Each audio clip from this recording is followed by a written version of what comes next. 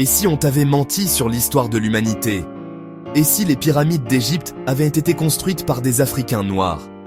Et si l'Afrique n'était pas née dans le silence, mais dans la lumière?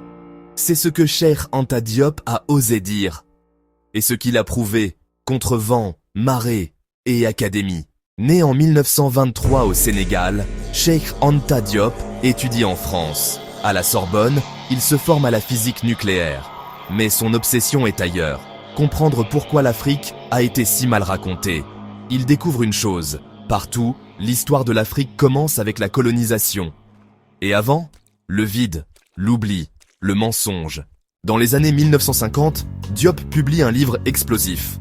Nation, nègre et culture.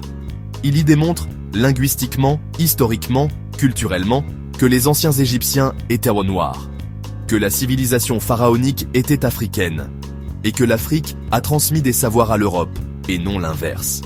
Il va plus loin. Il propose une méthode d'unification des langues africaines, une politique scientifique autonome, une vraie souveraineté culturelle pour les peuples africains. Ces thèses sont accueillies avec mépris par les institutions françaises. Thèses refusées, marginalisation, silence. Mais Diop persiste. Retour au Sénégal, fondation d'un laboratoire, défense de la vérité, non pour diviser, mais pour reconstruire la dignité.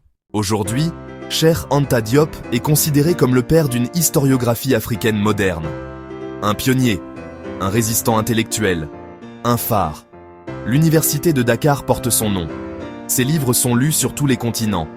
Mais beaucoup ignorent encore son œuvre, ou la redoutent. Cheikh Anta Diop n'a pas seulement écrit, il a redonné à l'Afrique le droit de se souvenir.